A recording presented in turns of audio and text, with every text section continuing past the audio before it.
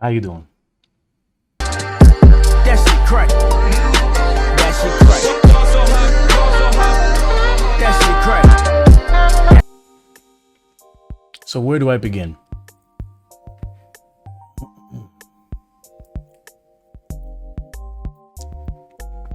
It all started in 2019.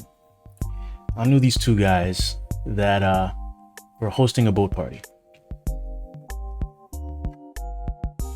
For sake of identity, let's just call him the local and the American Mexican. And since I knew both of them, and at the time they were great friends, and I kind of considered them, good acquaintances. Obviously, we're all good. So me and my compadres, we get on the boat party, Halloween boat party, for free. We enjoy ourselves. We have a good night. And at the end of the night,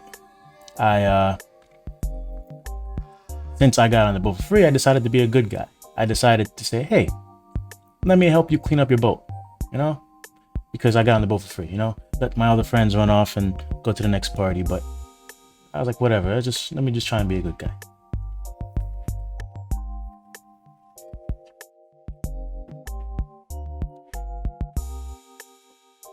So in doing that, the local and the American Mexican decided to divvy up the rest of the alcohol on the boat. Split it in half. So American Mexican guy asked me to take his half in a garbage bag down to his truck. I said, okay, no problem. And then while I'm doing that, the local, his brother, cousin, whatever, was at the back of the boat doing drugs with 5 other people, and high out his mind and drunk, sees me walking off the boat with this bag full of alcohol.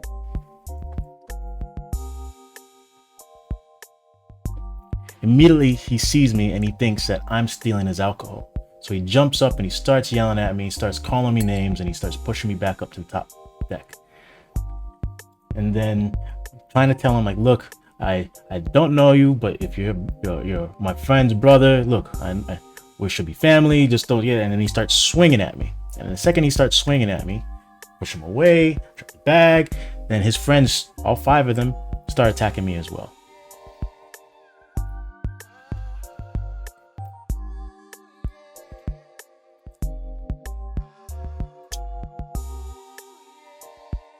Anybody with common sense would know not to try and have a fight with a local.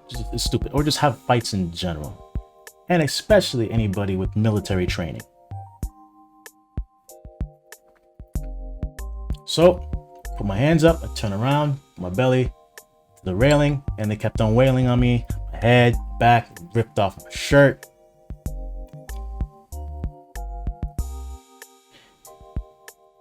And the fight was broken up by the captain, and the captain tells us to get off the boat. I'm not trying to stay on the boat. I was trying to help clean up.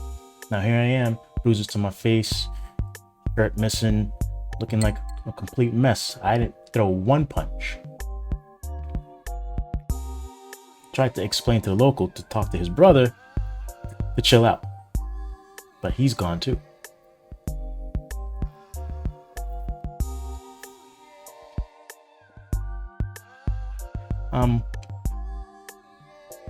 So I walk off the boat now with the captain and this girl who works for the American Mexican guy. And I'm slung around their arms, and they're helping me off the boat. Right in the middle, while I'm walking on the pier, this crazy guy runs off the boat again, jump tacks me, pins me down, and starts wailing on my face, breaking my nose. Of course, he's swearing at me and all sort of stuff.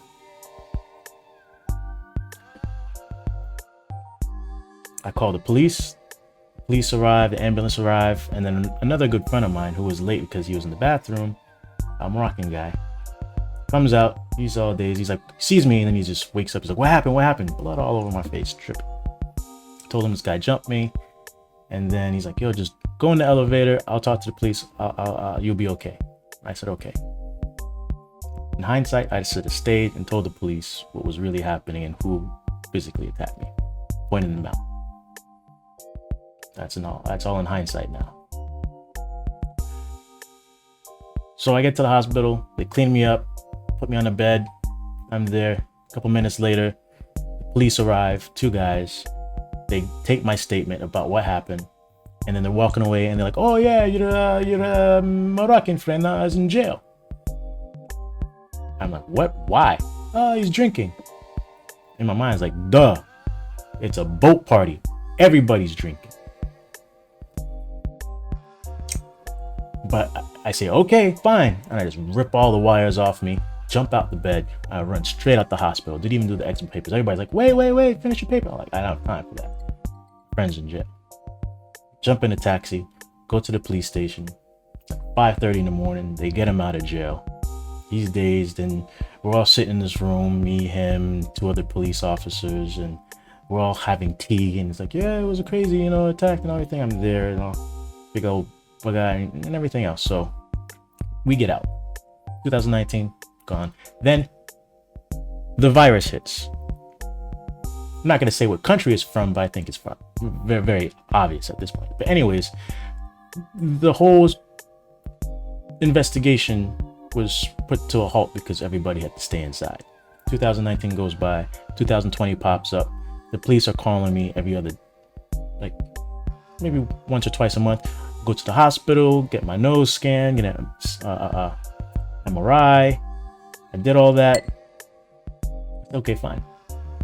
And the police said, are you looking to press charges? I'm like, well, the guy broke my nose, it's really affected my life.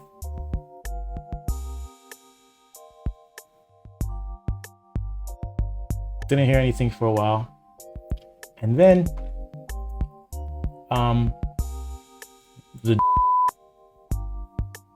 the prosecutors call me, and they tell me to come into the courthouse for my pre-hearing and to see what the charges really are. Turns out that the kid who attacked me is I don't know if he still is or was in jail on drug possession or drug charges. I think it's completely unrelated to that boat incident. And he had told the police that I attacked him first, and that I cursed at him, and that I was drinking. I'm like, obviously I was drinking. I'm a tourist in which American tourist in is coming and not drinking? I mean, but apparently it's illegal to drink without a license. And apparently as a tourist, you need a license. How's a tourist supposed to come to the whatever the D word I just said, and then for a weekend and just drink and not get a license?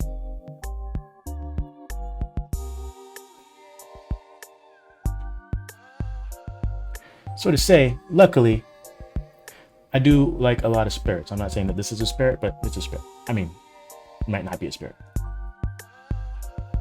And then anytime I do buy spirits, I automatically do get a license. So luckily at the time I did have a license. But for the other 2 charges, for swearing and attacking him, it was complete lies. And the way the government works here is that you're automatically guilty. If I said I saw Cindy Lou drinking in the office or whatever, automatically they're just gonna go to her office and just pick her up and put her in jail. No questions asked. They're just gonna do that. Automatic. They do a little investigation, but when someone says something, especially a local says somebody did something, automatically they did something, because what is a witness, right? Talking about witnesses. So I found out that there were 2 witnesses in the case. I didn't have any witnesses because I didn't request any. I tried to, but none came forward on my behalf. But there are 2 witnesses, so that means they came forward on someone else's behalf. One being the boat captain, saying that I was swimming. Another one being the American Mexican guy. Don't know what he said. We'll find out in due time. So the prosecution says they're declaring 3 charges against me: drinking, swearing, and assault. Boom, 3 charges on me right there. Didn't really think it was that serious at the time, because I just knew, like, obviously I have witnesses and call people up. For example, the girl.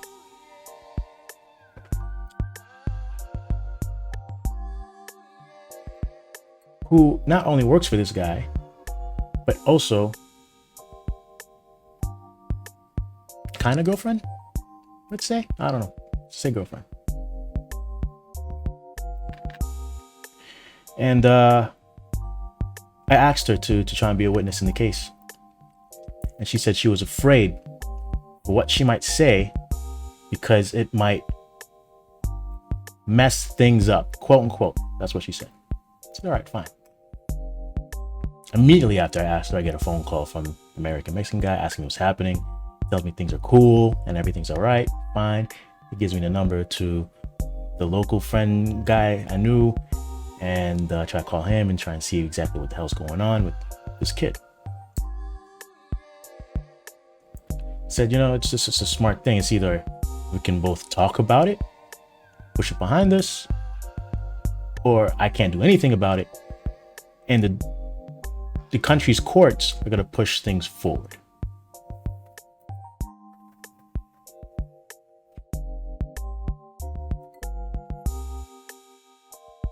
So I decided to seek legal help.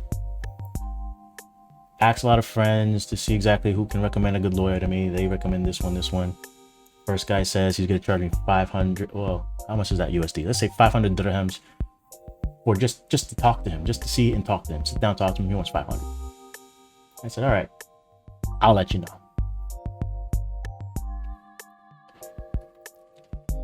Another good friend of mine recommended me premium guy. Premium. Now I walk into the office. It was great. It was a great experience. As soon as I walk in, everybody, the whole staff, it's like a scene out of Coming to America. Everybody just stands up and they're just, hello, sir. What would you like? Water, tea, chocolates, whatever. This is your office. I'm like, hey, I just came here to just talk to somebody. All right, cool. Immediately, the guy I came to see came right out, put me in the conference room, yells out, what do you like? I'm like, would you like some tea, water? I'm like, I'm jittery right now. I need some energy. I need an energy drink because this is crazy. He's like, oh yeah, get an energy drink. And then calls out some guy's name. Boom, he's there in a second. So next thing I know, got a spread in front of me, got 2 guys in front of me. Look at me. Okay, tell them the story. They said, oh, this is an open shut case. Yeah, there are some complicated things. If they don't get them right, I could be looking up to 6 months in prison and big fines. I'm like, okay, fine. But they wanted to look at my case files first, so they needed a power of attorney. Okay, no problem, I understand. And of course, they print it out, they give it to me, and they tell me where to go. I need to go back home and get my passport and go back to the notary, which is supposed to be the land of the most advanced country in the world, but yet still they want to do paperless, but yet still they force you to have papers on hand. I said, okay. I do all that, get them the power of attorney, he pulls up everything. I say, okay, now you got the thing, you have a better idea. How much is it gonna be? He said, maybe 30,000 dirhams, which is about almost more or less 10,000 USD. I said, man, honestly, I don't have that kind of cash right now. I'll let you know. I'll get back to you, but thank you. And I go to see other guys. So another guy recommends another guy, an Egyptian guy this time, all the way out in a place that doesn't have public transportation. Let's just say that. Of course, I Uber everywhere, but if this country had tumbleweeds, this is a place I would have tumbleweeds flying across the street. Actually, it has sand flying across the street. Anyways, so I get to this guy's office. I walk in. As soon as I walk in, it's like a local lawyer is yelling at the secretary. They look up at me briefly, like, and they go back to yelling at each other. Da, da, da. I'm like, okay, I'll just stand here.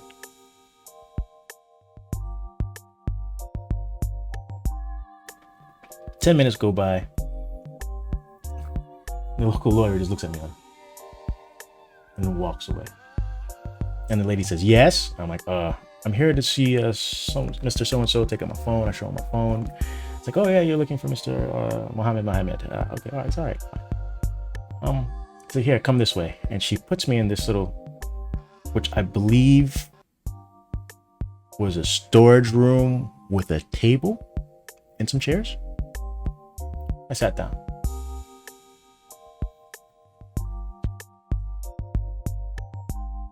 "45 minutes pass by, and this random guy walks in like he just came from home, plain clothes, whatever, shirt, whatever, shorts, flip-flops, and he looks at me like as if like I'm the reason why I called him from watching his Netflix show. And he says, yes, you called me? I'm like, I'm sorry, this is you. Yeah, no? He's like, oh no, you're looking for the other Muhammad. He said, okay, no problem. And he gets up and he leaves. And in the background, I hear everybody yelling in Arabic and whatnot. Yeah. Literally yelling. Another 25 minutes pass. And the guy finally comes to see me and he's like, oh yeah, come with me.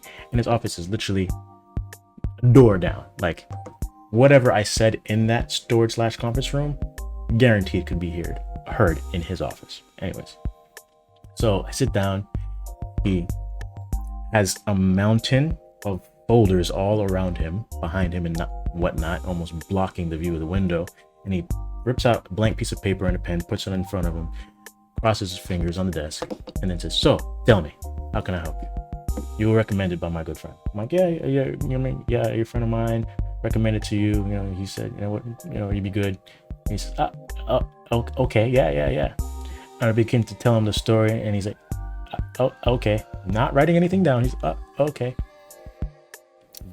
I'm pretty sure he only understood 60% of what I was saying.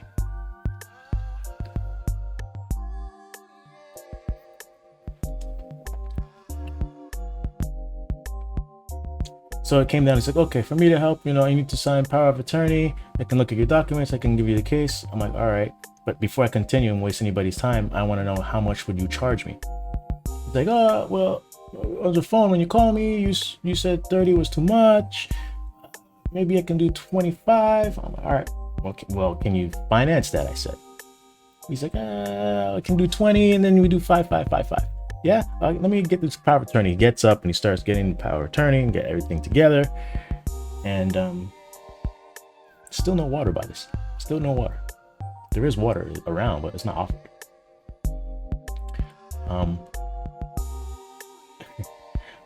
See, I talked to him in the beginning in WhatsApp, and then I said, okay, what's your office location and everything else? What is your office location and the best time to see you? And he said, like, anytime after 4, and then pop, office location.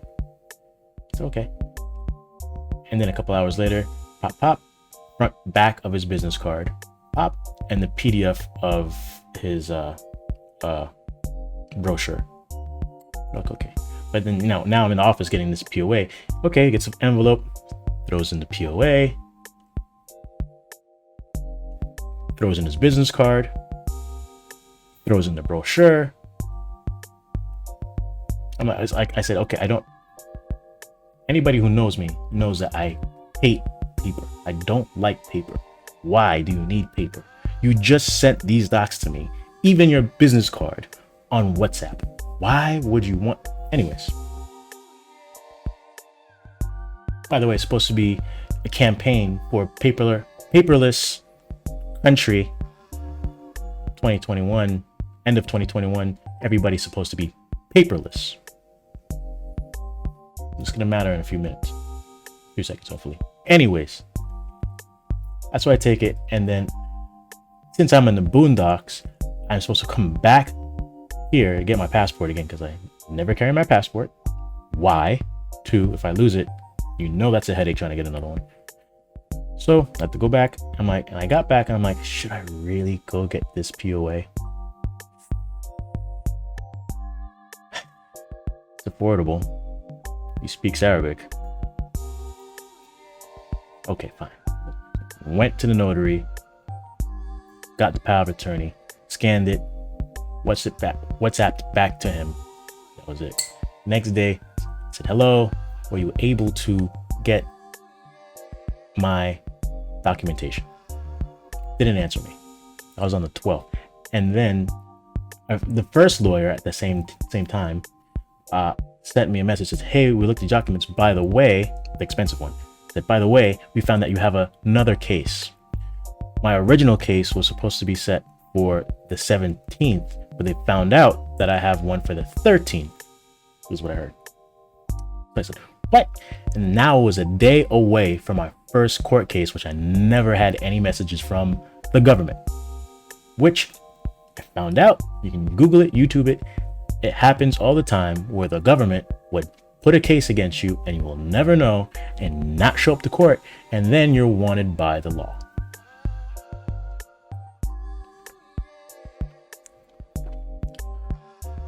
So I said, okay, gotta prepare myself. I'm going to court tomorrow. I'm not gonna have a lawyer with me. Let's see how this goes. I mean, they split up the case because of the 3 charges. The first one, they put me in for drinking as a misdemeanor. It's okay. I hope I can clear this because I know I'm innocent. I have a license. You could call me, I'm drinking. I'm a tourist. A tourist generally, now by law, doesn't require a license per se. So I show up. The hearing is supposed to start at 8. No one shows up till like 9:30. But in the meantime, people are walking in to see their case. I remember this one guy, tall Chinese guy, walked in with his lawyer.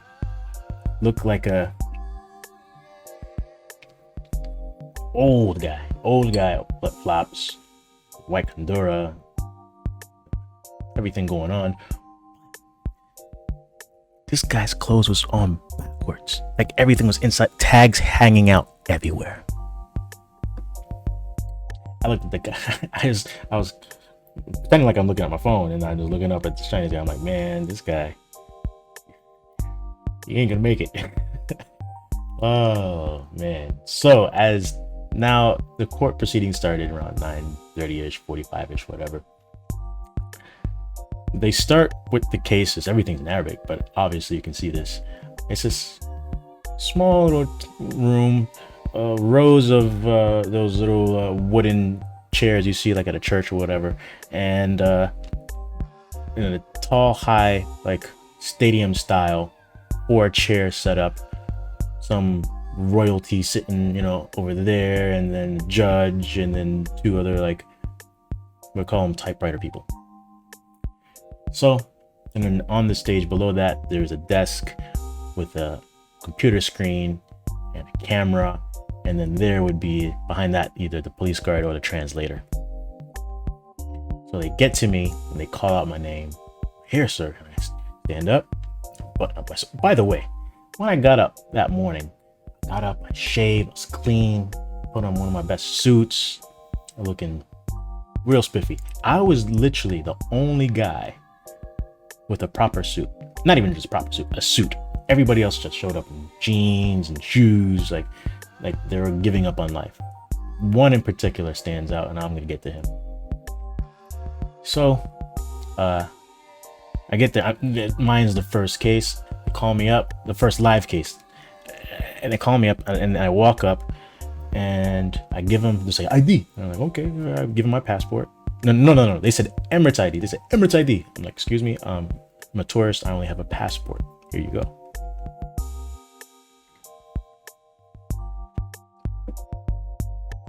So they look at my passport, thumbing through it, and then the judge starts speaking to me in Arabic.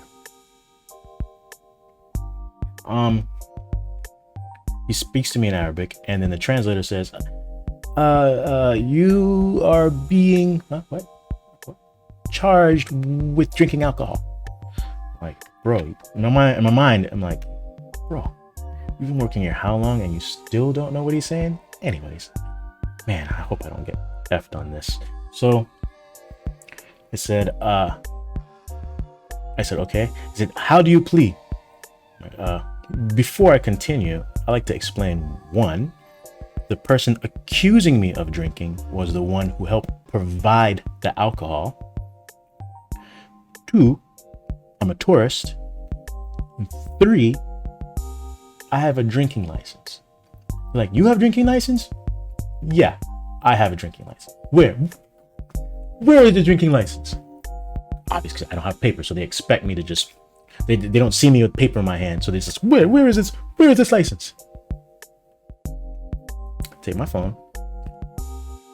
I open up my phone, open the picture. I set everything up because I knew they were gonna ask me questions. So I had my drinking license, the photos of the party and everything else, and flyer. I had tried to set everything up just in case they asked me these questions. Well, I knew they were gonna ask me. I was, before that night, before I was going to court, in my mind, I couldn't sleep. I was like, okay, what are they gonna ask me? What should I do? Prepare. Couldn't sleep, but I had that ready. Drinking license, no problem. So I whip out my current drinking license and I show it to them, and it's a screenshot of a barcode. Probably try and put it up, maybe. And I show it to them, and they're like, so the translator takes my phone from me and then shows it to the judge, and then kind of flashes it to this royalty guy just being quiet in the corner, flashes it back to the judge, and the judge says something in Arabic, and the translator's like, where is this? What is this? What is this? I'm like, that, sir, is a drinking license from Africa Eastern. I was about to say the alcohol shop in Dubai. So before I can even say alcohol shop, they're like, what is this Africa Eastern? Where is this? I mean, you have license from your country, or is it from license from Dubai? In my mind, I was like, yo, bro, you're holding my American passport. And I said, the Africa Eastern, I want to say Africa Eastern alcohol shop, but I couldn't say alcohol shop. I said, in my mind, I'm like, bro, you're holding my American passport, and I'm telling you, Africa Eastern alcohol shop.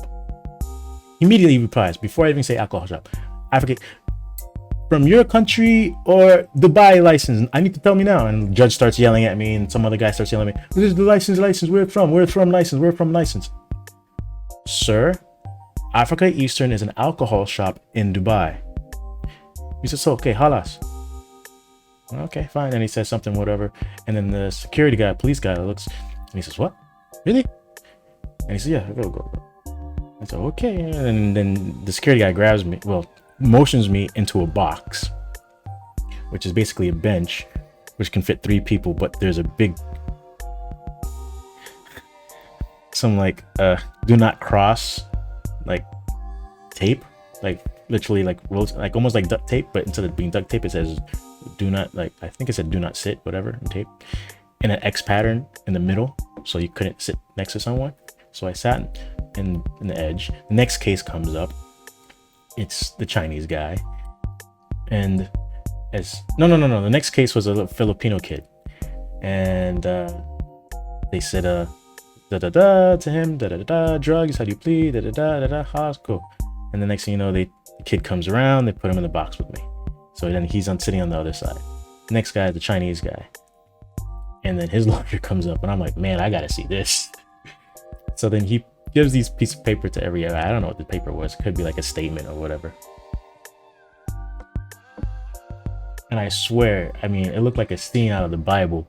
He puts his hands up. He's like, blah blah blah blah blah blah blah blah blah blah blah blah blah blah blah blah. Like, he's almost looked like he was praying. Like, man, this guy's praying. How much does he cost?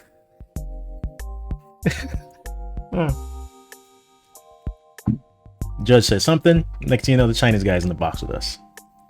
There's nowhere to sit. Next thing the judge says something to the security guard guy, and he tells us to go through the door. It's basically a door to the left, the right of this stadium box view, whatever thing. We go to the door. Guy tells us, go, halas, go. So we go to the door, and it's a bunch of steps leading down. We're walking down these steps. There are literally 10 flights of steps. I don't know where we're going. We're going down to the abyss. I'm thinking, The kid says, "Oh yeah, I've heard about this before. Yeah, the judge just wants to talk to us and in private to like get our story straight." I'm like, "Huh? Really?" So he just doesn't understand our case and he just wants to talk to us personally, one by one, to understand our story. It's like, yeah. I'm like, okay. Still walking down the steps. And then we finally get down to the bottom of the steps, and I see a wall in front of us with a door made out of bars. My mind just clicked. I'm going to jail. I whipped out my phone, took a photo, and sent it to two people I know, a good business partner of mine and a friend of mine. I was like, "Yo, I'm going to jail. I'm going to jail." Business partner said, "You'll be fine." And my other friend was like, "Keep your head up." I was like, yo, I'm going on jail. So to keep my mind off of things, I talked to these two guys.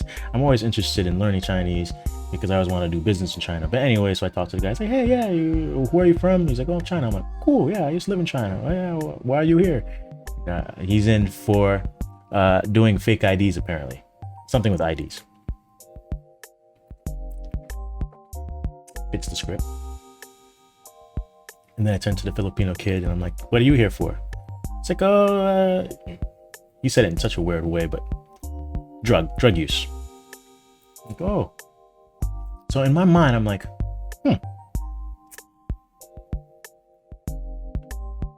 criminal activity, doing fake IDs, drugs.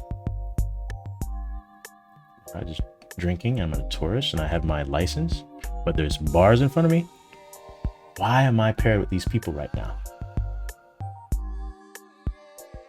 15 minutes go by. We're just standing there. Finally, the security guy comes down with two other people. And he comes in front of us, opens the door, tells us to walk. We're walking down this long hallway. We make a left down another long hallway.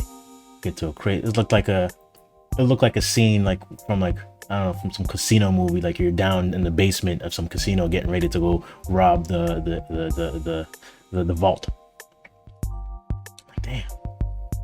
They could have put me in some vault down here on the ground. Great. So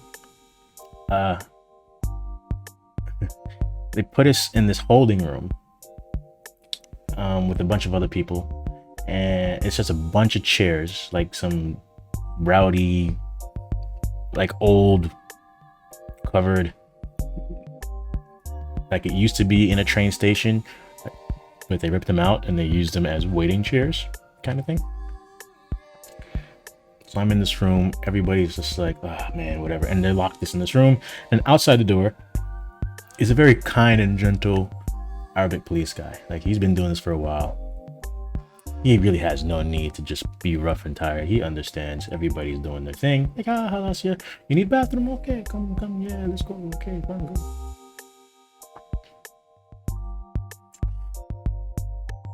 And then, just like all the government in this country is, there's a shift change around 2 o'clock. Because everybody in this government usually works from 8, 12, or 2, usually. So there's a shift change. The new shift comes in. And much younger guys look like they had a problem with life for some reason. They didn't want to take anything from anybody. "You want bathroom? There's no bathroom here. You need bathroom? I don't know, man." "Okay, fine, there's bathroom, go."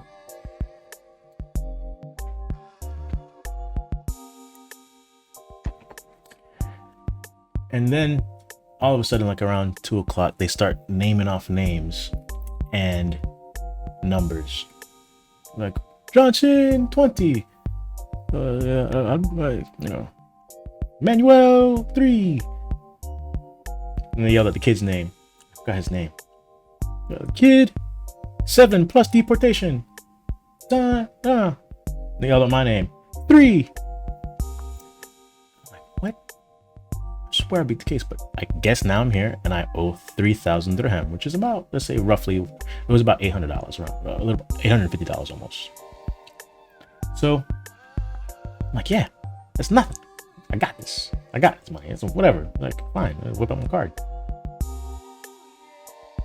So they start saying the names and people start coming out this little holding area and whipping wads of cash out their pocket, start paying the guy. I'm just sitting there waiting to like the rowdiness stops so I can just go out there and make my pay. And all of a sudden I hear, no, cash only. I said, what? So I walked out and I see this guy. Apparently he was short only 300 dirhams. And he's like, I have card, I can go ATM, just walk me to ATM. Guy says, no, cash only.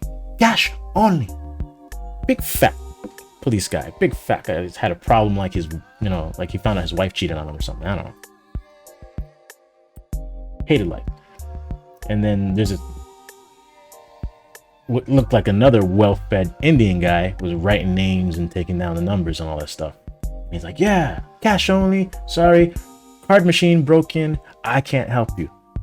And then he starts staring at me and he's like, brother, you have change? I change. And he whipped out $100 bill. I don't know why this guy had American money on him, but he whipped out a $100 US bill and he's like, you have change? Yeah, I had some change on me. I had roughly 800 dirhams on me. So I whip up 300. He's like, yeah, here you go. So I gave him 300 and change. He gave me this 100 US bill. He says, brother, bless, I owe you. What do you need? Let me know. I said, yo, I have some friends. So please go outside and tell them to bring cash for me. So I started telling, some friends of mine to come bring the cash for me. And the guy, the police guy's like, where's your money? What is your money? I'm like, card. I only have card. I can only pay card. No card. Cash only. In my mind, I'm like, this is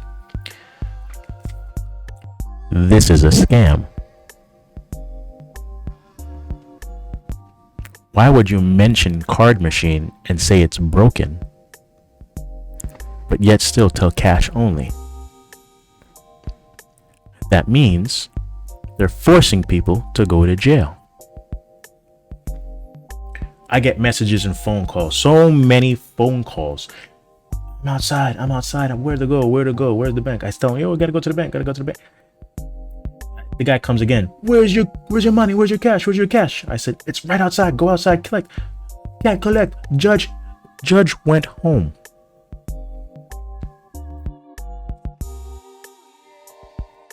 You know what I found out after I got out? They told me the bank was gonna close at 3 and everything closes at 3. Remember I told you around 2:45 they're telling these numbers and everything else. That's when they were yelling the numbers. They're yelling the numbers at us around 2 something, right? You know what I found out when I got out? The judge went home at 1. The bank closed at 2.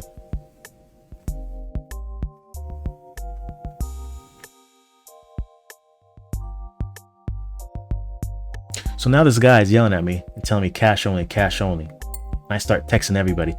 Look, I'm going to jail. I don't have money. They won't let me pay. They rip the phone out of my hand, throw cuffs on me, and force me into a bus with these other guys.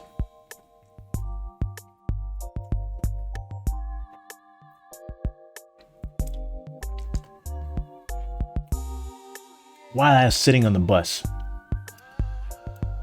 I'm looking out the window and I see my 2 friends looking in opposite directions. I mean, they don't even know each other. So it's just ironic. They're just like walking sort of like, what to do? They don't even know who each other is, but they're both standing there looking for me. And I'm just in the bus, like, and they can't see in the windows of the bus because it's plated in like some, it's like they just took some sheet of metal and just drilled holes in it. Not for oxygen, it's just for light. just to let a little bit light in, you know, just a little light, just a little light. Because as we're getting hauled off to this prison now, you know, I look around me and all the people around me.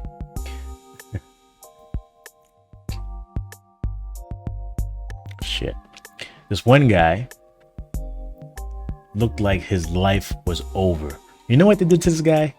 They took this guy's money. They took his money. They took his cash. It was only 2,000 dirhams, like nothing. 2,000 dirhams. And they said, Judge went home. And they threw him on the bus. They took his money and they still threw him in jail. They took his money and still threw him in prison. He looked like his life was over. Crying. And for some messed up reason, there were some two Ethiopian dudes on the bus from another court area, whatever, getting in, and they were laughing at him like, bro, chill, life is okay, don't be so worried, be okay, chill. And this guy is literally, imagine a grown man, family, crying without tears. That's what it was. It's just like, but no tear. Man was a G, no tears. Big guy too. So of course people are like, well, what are you here for? What are you here for? I'm listening to what everybody says. I'm like, okay. And then a couple minutes later, we're in the middle of desert nowhere. We pull up to this prison. We pull in. Huge black gates. It looks like the gates that, you know, castles back in the day would have. When they open, the floor would shake. And then we drive into the complex and we make it, you know, it's a stick shift van, by the way. And he's shifting through gears, whipping turns like he's in some drift movie. Fast Furious, I don't know. We're swinging left, we're swinging right, we're hitting walls. We have to hold on to like the windows so like people don't friggin' squish you. Makes a turn there, Next thing you know, we start pulling up to a building, and on the side of the building it says inmate basically processing. So he honks his horn like everybody does here. Gates open, we pull inside, well, halfway inside, and right outside there's a bench, as if it was a welcoming bench for whoever had power and liked to smoke and watch the new inmates come in. Just sitting there, one arm on the bench, chilling, other hand with the cigarette, legs spread wide open. Yeah, okay, yeah. And of course, it's Dubai. And of course, in this country, when you walk out and you see, you know, locals or police, you know, like in a Muslim country, you say assalamu alaikum, you just walk up the bus, you just assalamu alaikum, and you just.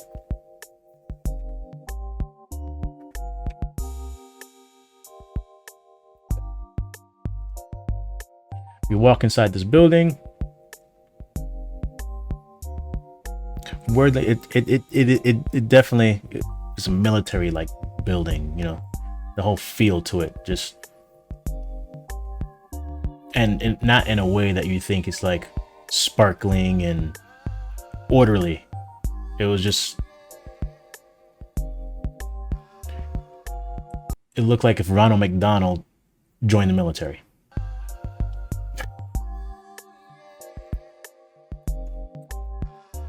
There's 3 cages, long benches on the wooden benches from front to back, about 10 feet long. As we're walking in, the first cage is filled with Africans. And the next one is completely empty, so they throw us in that one. We're sitting there. Technically, we're not allowed to talk. but we can't talk, and we get to know each other. Then they tell us to go get changed. We change into these weird looking white with random color stripe things. The pants, they had, you know, like maybe like linen pants, whatever. Yeah, you have drawstrings in front, and you tie your drawstring to pull it tight. It wasn't like that, but the pants on the sides of the pants were basically cut, and they in a V, right? And then they had strings on each side, so you'd have to tie a knot on this side and tie a knot on this side to tighten the pants.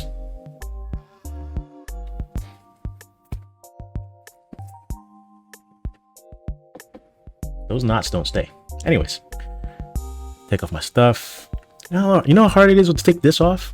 I didn't take this off in almost 10 years. It was a gift from my mother. I never. This is actually a piece of an asteroid, a star. In the clip, it's so hard to take off. I haven't taken it off in almost 10 years. It was been rusted in. Got it off eventually. Someone had car keys because they were in a car accident. Yeah, took all my stuff off, even my little pinky ring, whatever. I hardly take this off. Never take this off. Take that off, whatever. Imagine that, and still in my suit, looking spiffy, whatever. Everybody, sometimes it's not always fun wearing a suit, but you do realize that a lot of people just, from certain places, they just see a suit and they just perceive you as something when you wear a suit.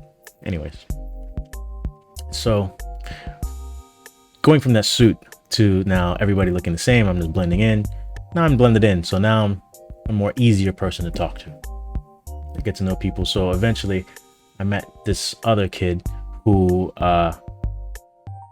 you would first meet him, and, you'd think he's Iranian. I didn't even know he was American Iranian. Didn't know that till later. And then the two funny little Ethiopian guys who just kept they understand, like, you have nowhere to sit, take my seat, please, take my seat, take my seat. Greatest guys ever, man, the best guys ever. But they were in for drinking and driving. Funny, one was a taxi driver. I'm like, you were driving a taxi and drinking, cursing at your customers? It's like, no, personal car. He learned English and Arabic coming to Dubai. Amazing kid. And so it was me, this American Iranian, and these two the funny Ethiopian guys. Became good friends. We're talking, whatever. And eventually the cliques started to form. The guys who spoke Arabic stuck together. The people who the Indian guys stuck together. The clique started to form. So now it was ready for us to go to the prison holding area, because there's a prison before you go to prison. There's a prison holding area before you go to prison.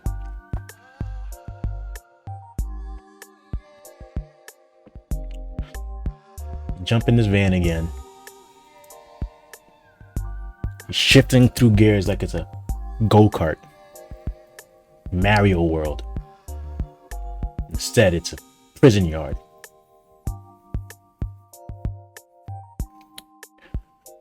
We're coming up to a building, and on the side of the building, it said junior inmate. Okay, all right. Thinking we're gonna pass it. He turns into it. Okay, maybe we're picking up maybe some kids or whatever.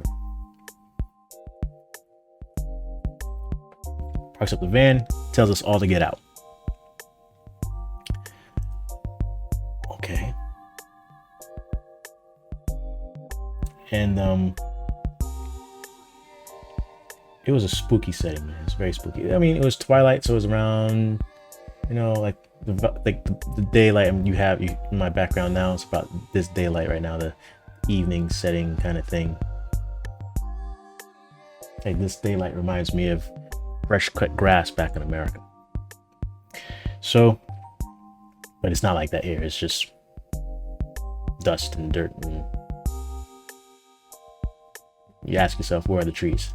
Anyways, so this one Indian guy decided to be shifty And what you're supposed to do is you're supposed to turn all of your valuables and money in, and they give you this ID card, which is supposed to hold your money and your information. But this Indian guy decided to be shifty, to hide some money and his original ID. I'm thinking he wanted to try and use that as collateral or whatever. Maybe you can hopefully give it to someone to when they get out. Maybe that was his mentality, or maybe you get the money and give it to somebody in prison. But it doesn't work like that. So for that, we all had to wait for another bus to come pick him up and then go back. All of us together, everybody in the same van, take care of a situation, come back to the junior prison, and then we get inside the junior prison. By that time, now it's nightfall. We walk in, and as soon as you walk in, there's an office to the left, an office to the right, and you walk into this big area. It's this little lounge, and behind that is a doorway to, let's say, outside area, which has these other buildings, which kind of reminds me of a kindergarten. And then to the left of that, outside, is a little basketball court covered in sand and the rustiest hoop I've ever seen. And then, so while you're inside this area, you have on your left side, you can see it's a holding area with cages inside, and upstairs is another holding area with cages on left and right. The same thing for the right. So they tell us to go to the left. On the bottom, as we're walking into this building, we see these little teenagers, young adults, like coming up, looking into the windows, seeing us down below, to see who these new inmates are. Like, they putting us in here with them? In the back of my mind, I'm like, that makes it easier on me, you know, I go fight nobody. Until we walked into our holding area. As soon as we walk in, there's supposed to be 10 cages, and on the left, as soon as you walk in, it's supposed to be like a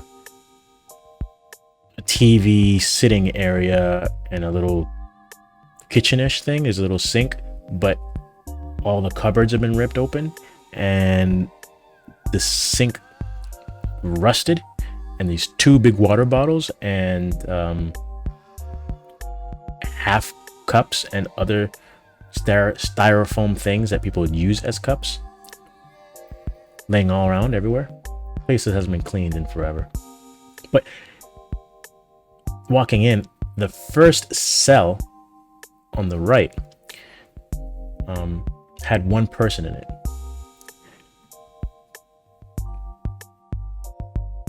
Straight up looked like a zombie. Straight up. There was puke all over the floor, and he was just looking at us like crazy. Anybody who's anybody from the hood knows that this motherfucker's just trying to pretend and just trying to go crazy, so he has this shit to himself and just causing drama for himself so they can be whatever, and also upset at the same time. He's not getting the attention that he needs. Anyways, he's there, whatever. We walk forward, all the cell doors open. So one of the Egyptian guys who speak Arabic starts talking to the police officer, trying to find out what happened. So remember those African guys earlier? So they came there first, and they were split up 3 to each cell. So 9 cells, 3 each. And now we're coming in, the new group, and the police officer is saying that it should be 5 to each cell. And then my Ethiopian bro is like, yo, I'm hungry, I need food, and he keeps on telling this Egyptian guy. So the Egyptian guy turns around, okay, hello, talks to the police officer. Police officer says, no one gets food until everybody's in cells. So it became a big problem. And none of the African guys wanted anybody in their cells. So he said, all right, fine, whatever. So we saw the only thing we had was that little lounge waiting room, whatever. We grabbed some cardboard boxes, flattened them out, and we laid them. It was me and my 3 guys, 4 lines of cardboard boxes, and we just laid down on that. We're like, all right, I guess this is where we're gonna stay because we can't go anywhere because they won't let us in. So the Egyptian guy tells everybody each cell by cell that they need to do it. So this one African guy then decides to be the hero and says, look, everybody, I'm hungry too. If we need to do this, we need to split up. I'm like, yo, yeah, I went to your cell You wouldn't let me in, but now you're telling me to go in. And he started getting attitude with me, like, bro, we need to do this now. I'm like, yo, bro, I agree with you. I understand that.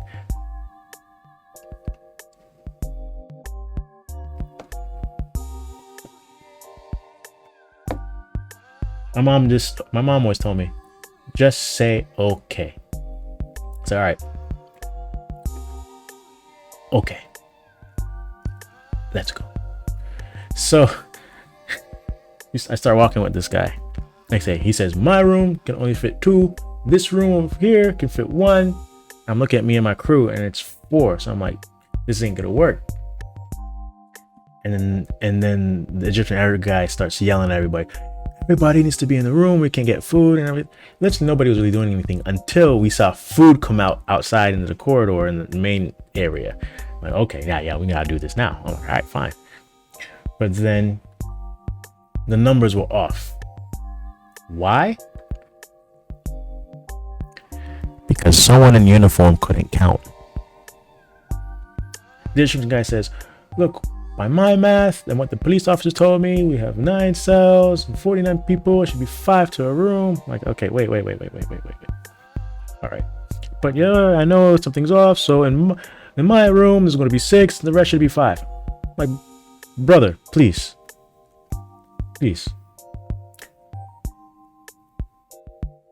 Follow me. So I put my hands in my fake pockets or whatever. It's basically my thumbs and the rims of my jeans. Cell 1. Crazy man. 1 guy. We know this. Okay. Let's move on. Cell 2. 5 guys. Yeah? Good. Cell 3. 5 guys. Great. It's like, I know this. Wait. Next.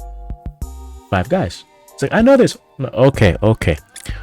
We're doing this in a nice way, to see which one has 4. Yeah? It's like, yeah, okay. Like, you're with me. It's like, okay. We go all the way to the end, all the way up and down. And the last one, I'm like, 5 guys? And he says, yeah, plus me, 6. Oh, okay. All right, great.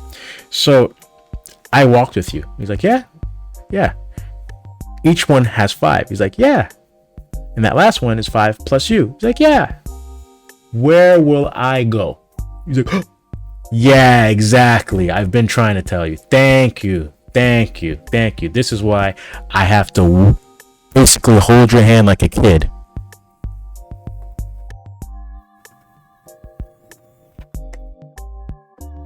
See, there's plus and minuses living here. You know, you get people who you can communicate with and people you try to communicate with, and that's the fun part.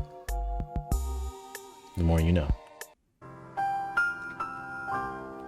So finally, that same African guy who was causing a problem earlier, I walked the back up to him. I'm like, look, this is my crew. One guy, one of the Ethiopian kids, I was like, yo, you can go there. He's like, yeah, sure, no problem. He goes there. I'm like, all right, and these other guys are with me. We're sleeping here. He's like, all right, fine. So we get in. There's originally 3 African guys. There's only technically 1 little bed, and then there's 2 other mattresses on the floor, one on the other corner of the room and another in another corner of the room. So then me and my guys went back to get the cardboard boxes back into the room, laid them out, and we would be laying down the cardboard boxes. So it would be along the wall, it'd be bed, cardboard box, and then a mattress this way to that. It's almost like a line, this, and then another line kind of thing. And then my side was 1 bed like this, and then line and line. Those lines being cardboard boxes. You know, ironically, in American jails, you know, the toilet, sink, mirror, polished metal is an all-in-one thing. But in this place, I don't know if because it was a juvenile jail, the bathroom was at the back wall, and it had these like cowboy barnyard style doors, but instead of being wood, they were metal, right? They would open up, like you just, who's in here? And you walk into this. It's supposed to be white walls, but everything was brown, and sink is leaking. A toilet, imagine, in a toilet that hasn't been cleaned in, I don't know, many years, maybe since the founding of the country. And then there's some makeshift shower or whatever, and luckily in the back of that wall was a window out to that same aforementioned desert basketball court. I said okay. So then we go back to our, everything's laid out, so we go back to our mat or cardboard beds or whatever. It's cold, just like any other prison is. It's gonna be cold. I look up. By the way, and then every cell has one 5-gallon bottle of water in the middle of the cell that we all just pop the top off, and we use whatever we can use as a cup to drink water. So in most cases, it would be like that night's dinner was a styrofoam hamburger box filled with lentils, some dal. And then you would rip off the top of that, and that would be your cup.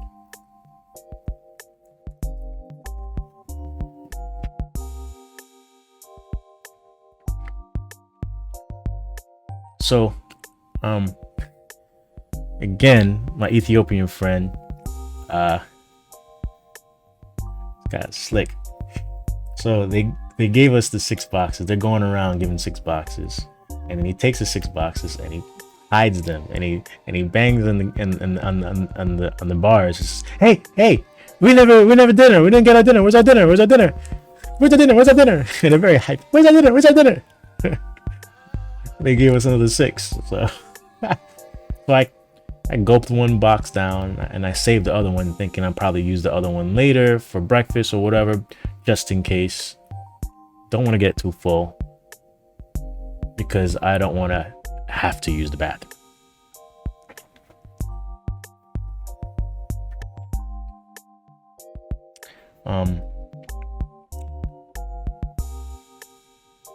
Hours go by. Everybody's talking about what they did, how they got there. First African guy got there because he was using navigation in his 2016 white Corvette, and apparently it was at night, and apparently the area that the navigation was telling him to go to wasn't updated in the maps. So he takes his turn and he's driving down this road. Immediately this other car is coming full speed. Accident, right? He didn't have a driver's license. Car was fully insured though. Don't know how that works. They explained it in there. I wasn't listening because at this point, I don't even like driving. Anybody who knows me, I know my cars better than I know my arithmetic and my multiplication tables. I knew the word Nissan before I knew 1 times 1. So, there's a way that people can get around in Dubai by buying cars without a driver's license and drive them, whatnot. But at the time of that accident, just like any other accident, they freak out and you don't know what to do.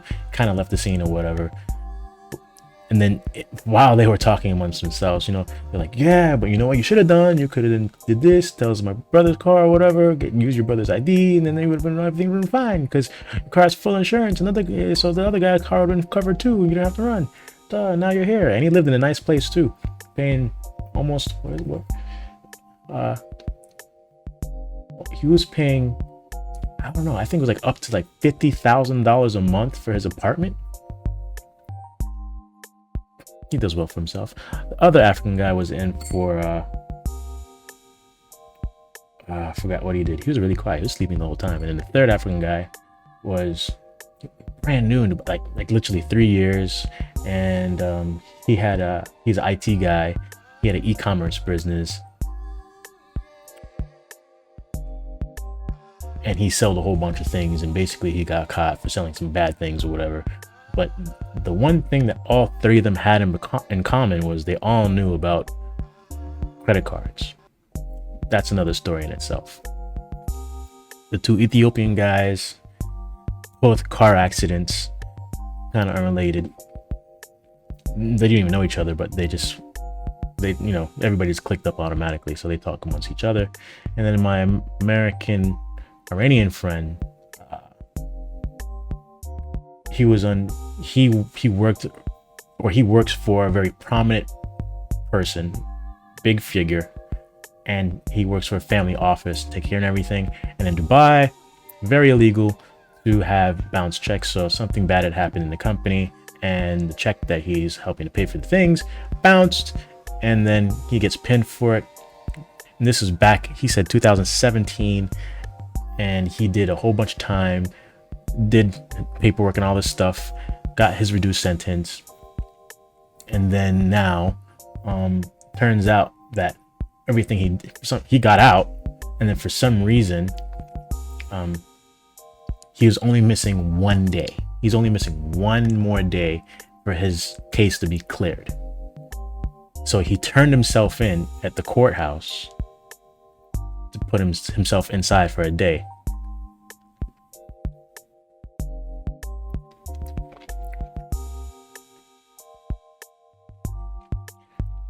He was hoping to do that 1 day, get out the next day, and then go to the Maldives with his wife that weekend. And then after that, go back home to his other house in LA.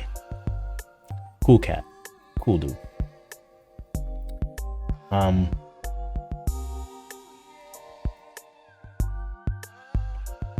We all got to a point where we knew that they said that if you're gonna be called on bail release, it would happen around 4 or 5. And like right now, this is like 6 o'clock light. There's no sun. 6:30 actually right now. And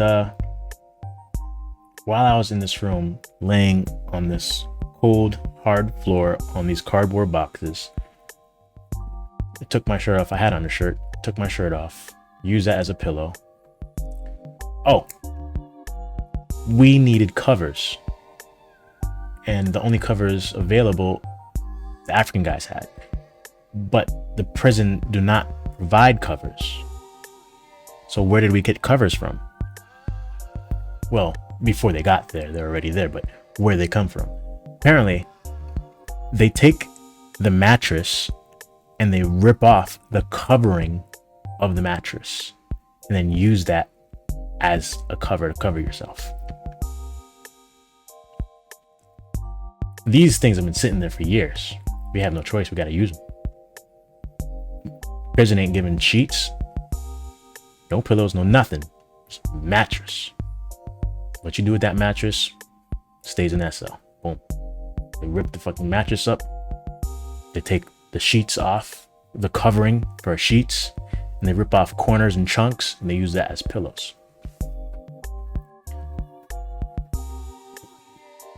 Me and my people, we got some chunks, so we put it underneath the cardboard as a pillow, whatever, and then use our shirts, as a little bit of covering.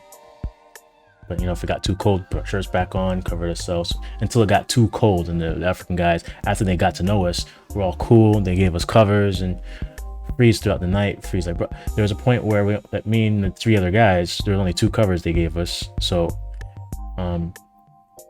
that friendly little Ethiopian guy, he gave me his cover in the beginning. I wake up in the middle of the night, he's snoring the walls off. I'm like, you know what? This guy needs a cover. Fuck it. Gave him the covers. Fuck it. I'm good. This is when I was very optimistic because I believed that one of my 2 friends would have bailed me out. By the way, rewind a little bit. I forgot to let this out. When we were paying for our fees, a little bit an hour before that, one of the guards came in and they're like, American. I'm like, I'm probably the only American here. So they probably called me, yeah, American, yeah. Okay, come. And I came out, they put me in handcuffs and they escorted me outside the next building. They walked me into this building And then there is, I see bail written on this window. And I see some local, and I see another local, and the other local stands up, and I just automatically assumed he was a lawyer. And he looked at me, he's like, huh? And he looked at the guys, and he starts speaking Arabic, and wrong American. I don't know the word for wrong, but basically it's wrong American. And they're like, yo, American, yeah, American Johnson. I'm like, no, yeah, Johnson, press, and that went on for like 25 minutes. They're just yelling back and forth, just yelling back. Like, that's another thing in this country, that everybody just continues to yell until something makes sense. There's no like, oh, okay, let me fix this. No. It's more like, you told me this, so I got this. You told me American. There's only one American in the cell, so I got the American. That's the only American we have. Instead of saying, maybe some of the American, it might be somewhere else. No. They said, this is the only American. This is the only American we have. This is it. You got nothing else. That's how it's like here. Can't tell me otherwise.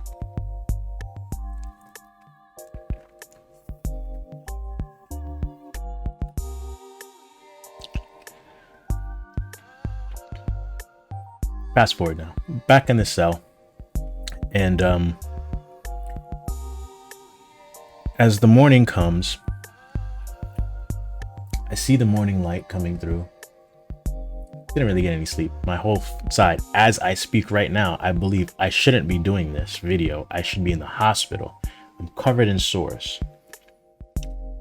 I dare you to lay on the floor.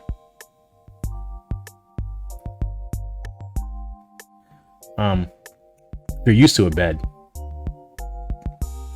You're gonna develop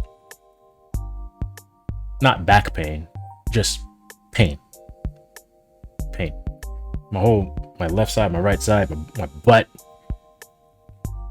Let me see you sit on the floor for 24 hours.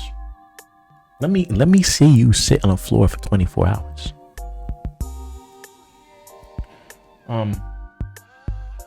Sun comes up. You hear the what do you call it in Arabic? That Muslim, the first when they put the speakers on, then they start singing singing to prayer, getting ready for prayers, right? 5 times a day, so it's loud. It's actually louder than the speaker. The guy is actually speaking through the speaker. We get up, the ground, go back to sleep.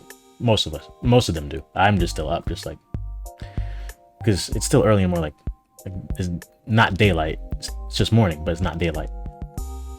Big sleep. And me and my American friend, we're just staring at the ceiling like, WTF. And second call to prayer comes on, and then everybody usually starts waking up. Now it's more daylight. Africans are basically still knocked out. They're not waking up for nobody. And my little Ethiopian friend, he's like, hungry, man. He's always hungry. And so the police car goes over the PA, the announcement, and the little Egyptian guy who can speak Arabic, starts patrolling up and down like he's the boss, taking names and shit, making sure all the cells are closed so that they can start serving breakfast. What did they serve for breakfast? They served, it was a little round, like this tall, this wide, this tall, round thing of yogurt and a little jam, a strawberry jam packet. That was breakfast. You take the jam, put in the yogurt, swim it around, and you can either take the top off, that little plastic top off, and then use it to scoop it, eat it, or just try and chug it back. And like some flat pita, some bread, some flat pita bread. So it was that plus bread. That was it. Every meal we always got that same flat bread. It's like a 5-pack of big as my head bread, flat pita bread that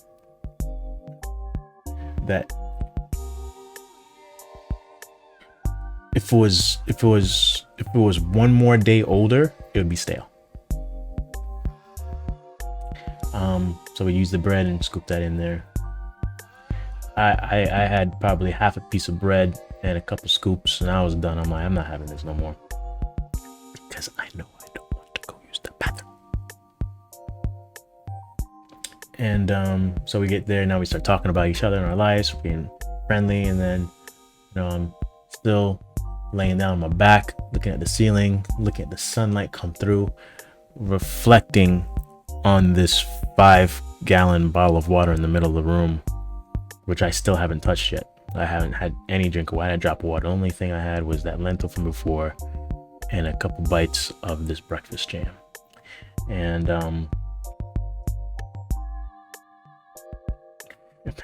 since it's Wednesday, apparently I find out from these guys, the experienced guys, that Wednesday is the best day because for lunch they serve rice and JFC, jail fried chicken. The African guys were happy about it. I was kind of happy about it, but I wasn't hungry. I still wasn't hungry. And so I just put that to the side. It was that, plus we had some like Indian style yogurt. So it's like a very watery type yogurt with some carrots and cucumbers in there, and of course the bread.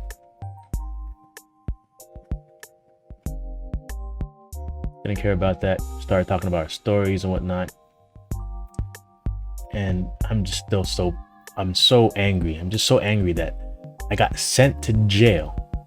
I get sent to jail because they didn't want to take a debit card. The processing card machine was broken.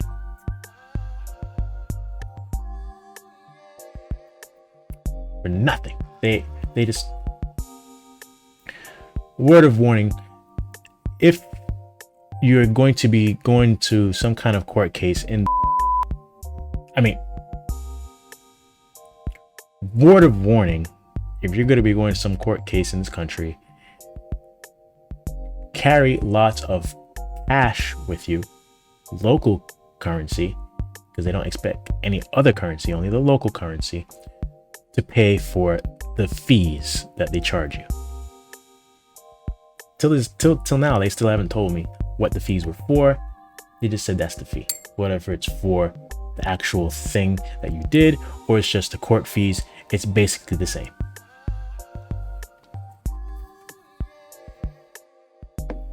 The light is dying, and in my mind, I'm like, okay, if dinner comes around, that's it. I'm done for. I just turn my head and I'm just gonna say, F it. I have to try and work this out somehow. Dinner comes around, and it's what was for dinner? Dinner did not come around. Yeah, that's what it was, because I still had my lunch and I was gonna use that for dinner. But I thought that if dinner did come around, I knew it was over for me. The light is dying, and where I live now, I know that, like, if I see this type of light, not the bright yellow light that usually comes in when associated with like 4:30, 5 o'clock, that it's over. So as I saw the sun setting and the light coming through the bathroom over those barnyard doors and reflecting on this little tiny pen dot on this 5-gallon bottle of water in the middle of the room, while everybody's talking, everything's drowned out in my ears, and I'm just focused on this little pin dot on the bottle, and it's fading and it's fading. At that point, I'm like, forget it. I turn around, fluff up my shirt, slam my head down, and then before I do it, I get up, I turn to my Iranian American friend and I say, hey, do you know how you can prove to the outside world that of the inhumane conditions in here? And he said, how? You keep sleeping on your side even when it hurts, so that when you do get out, you have the bruises to prove it. And you go to the hospital. I turned back around, continued my sleep, and funny enough, the pain that I was having became numb. Just became numb. And the idea was, the guy, the African guy next to me said, yeah, okay, when we get to the main prison, you know, we're gonna have money on our little cards, ID cards. You can use that to buy a calling card, but you're only allowed to have 3 numbers programmed on the card. Who remembers numbers? All I remember is my mother's number and the number of that lawyer guy. Remember I told you earlier about that lawyer? Well, when they were all talking, I turned to that lawyer and I said, hey, you're a lawyer? He's like, yeah. I'm like, put your number in my pocket here. He put his number in my pocket, his business card in my pocket. I studied that phone number. 269, 8383. Anyways. And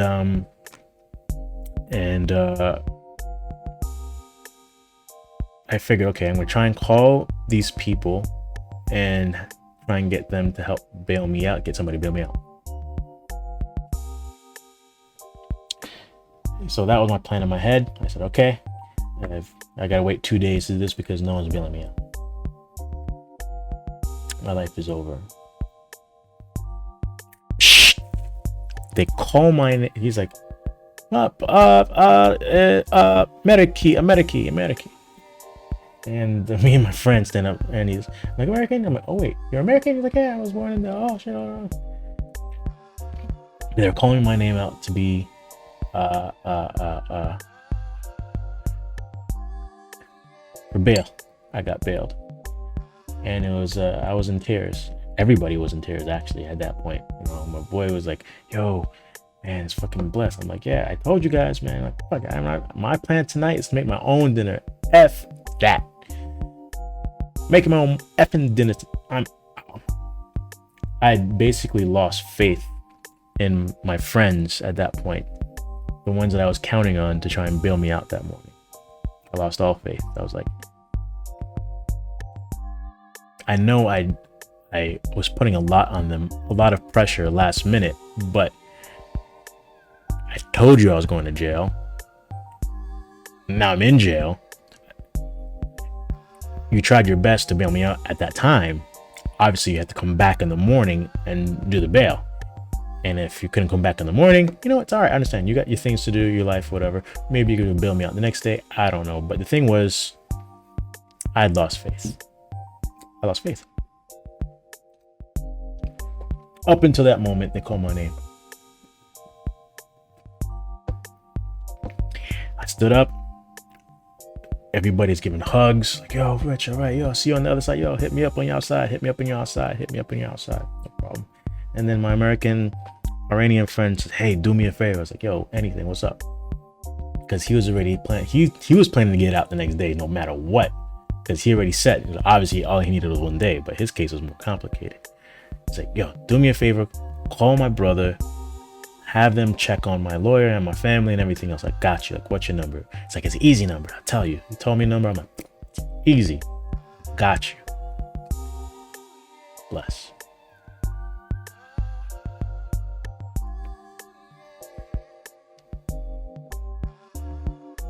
That was this morning.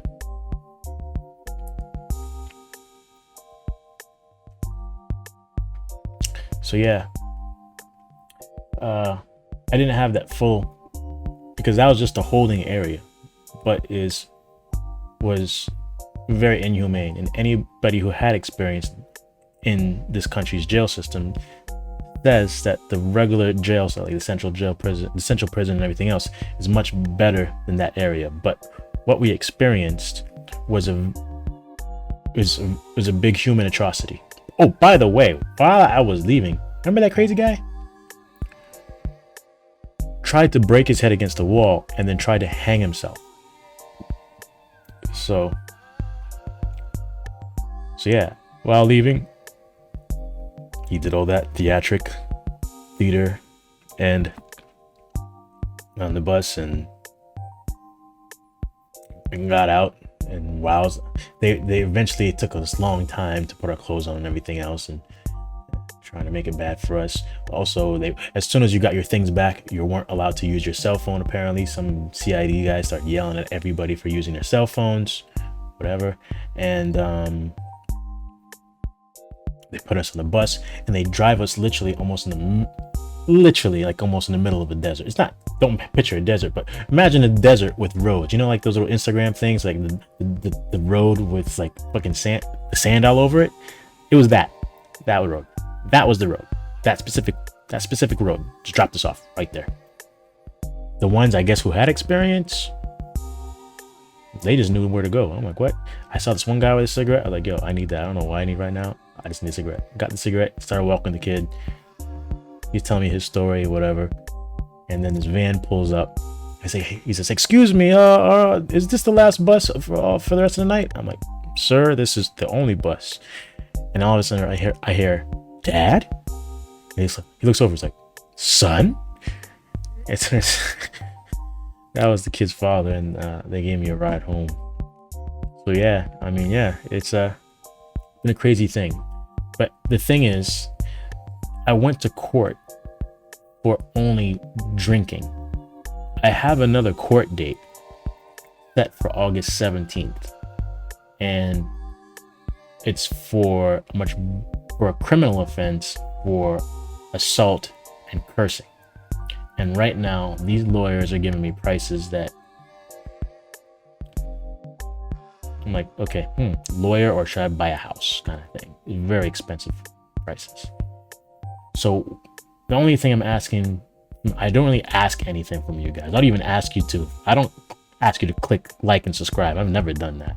But if I have to ask anything from you, if you can help with anything, if you just want to throw a comment, that's fine. If you can throw me a donation to help find a good lawyer, you can click on this little or scan this with your phone, this little QR code. It'll pull up a little page. First link should be a PayPal thing. You can send me whatever accounts, 50 cents, 10 cents, $1, $5, $10, whatever you can do to try and help pay for a lawyer. I have a majority of the money, but I'm still not there yet. Just whatever, well, I got not majority, but half, but it's still a lot. And